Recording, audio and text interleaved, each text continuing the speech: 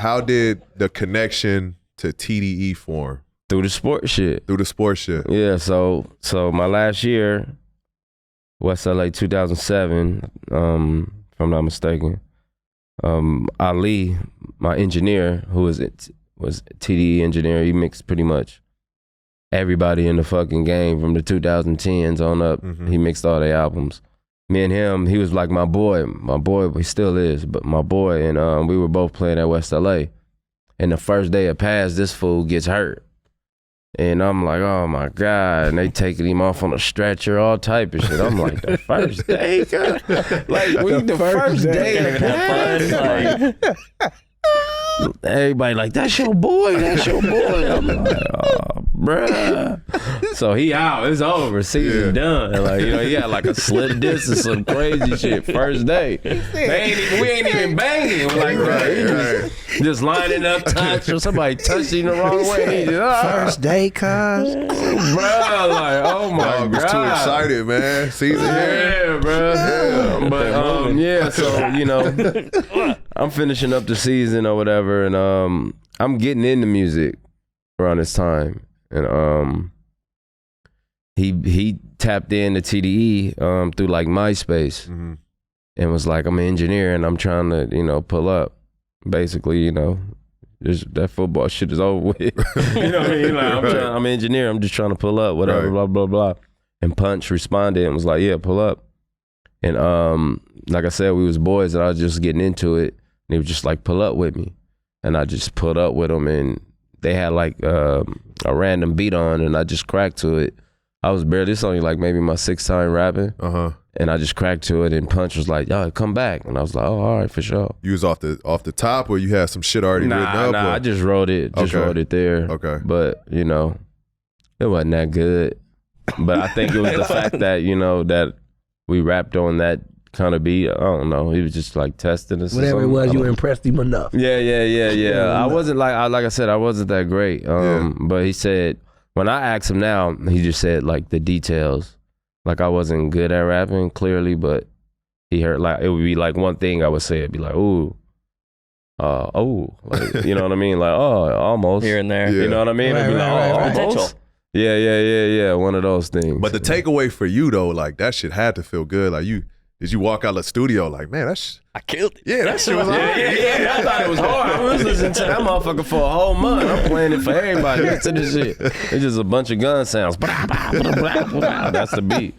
And you know what I mean? I'm just playing it for everybody. And sure enough, I just kept coming back. And yeah, that shit, you know, and then like I said, I went to jail and nobody would pick up the phone. They would pick up the phone.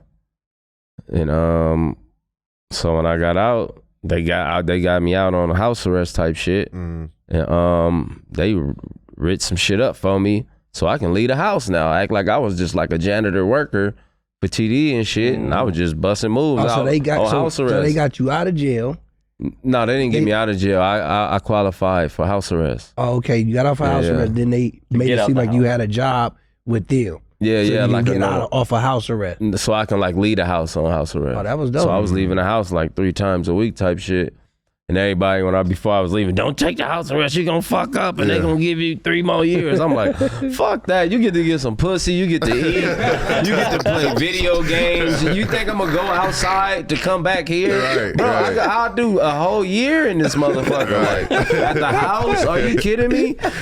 So that was my whole thing. They were trying to talk me out. I'm like, these county jail lawyers is insane. Y'all fucking that up? Y'all must really got it bad back at the house. I got a mama. She love me, bro. I'm going home. I'm out of here. I went home, got me some pussy. Yeah. Bro, you know what I mean? Shit. I was one time was playing Call of Duty. Right. I was what? World Star just came out. I'm watching people get beat up.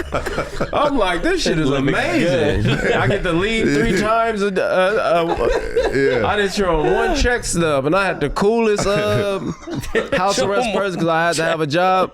And they gave me the shit. They didn't see 1 check stub. He didn't give a fuck. As soon as my house arrest was over, he just took the thing off, didn't even look at me, and just walked away. And I'm like, oh shit, it's over? Like, it's over. Damn, they told me not to do this. Right. I'm like, man, this so is it took just one time for you. One time. I ain't built for jail. That's some other shit. Y'all motherfuckers that like that shit is like, all right, bro. Yeah. I ain't built for that, bro. I ain't gonna lie to you, like, you know, I come from all that shit, but I want to ask you what your ass with the jail for, but I ain't gonna do that. Don't even worry about that. I'm dead over here, boy. So I read that before you started taking rap seriously, that you were somewhat considered as Kendrick Lamar's hype man. But did he say anything to you that kind of made you drop everything that you were doing at the moment and really take the rap seriously? Or is there any story there that you can point us to? I mean, he was just going hard. Shit, I mean, sometimes when you're around greatness, like, you can't ignore that shit. Something like that. Like, most people wouldn't even notice it. Like, that's how great he is, clearly. I mean, it's Kendrick Lamar. Mm-hmm. Like, even if you dislike his music, like, you can't deny who he is and what he's done, right? Mm-hmm. Like, and to see, you can see that shit before it's happening. And I saw that shit before it happened, so he didn't have to really tell me shit. Really, like, I was just like, you know, inspired by him, how he can just like go all the time. So he moved more, his leadership was more so on moving.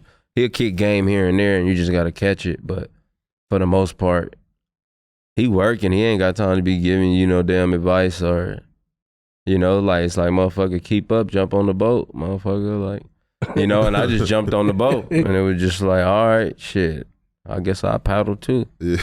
You know what I mean? And then sure enough, we built some crazy shit. As far as like his creative process goes, because you've been in the game for a while, you've probably seen a few different artists, you know, how kind of we look at athletes, how they approach the game. Artists kind of do the same thing with their own music. Everyone has their own style. And I know you just said he was just constantly on the go, but was there a moment where you were watching him work and you just kind of realized like, okay, this guy's different? The first session, bro, like literally he just like, you know, he just so locked in, like nothing is like a distraction. You get what I'm saying? Like, it's just mad weird, bro. Like I said, you feel it. Like sometimes, like even a motherfucker that ain't popping, he can walk in a room and it just changed the room. Mm-hmm. You know what I'm saying? It just was one of those things like, that's all right, crazy. He's playing the beat right now, and everybody would just sit back and just like let him cook, cause he cooking and he cook, lay it. Maybe it's good, maybe it's not, but he cooking. And then if he didn't like it, he gonna come back the next day and redo the verse. I seen this motherfucker do 80 verses, like you know what I'm saying, on one song just to get it right. Yeah, you know what I mean, or just have 4 bars and just constantly work through those 4 bars until he makes it right. Yeah.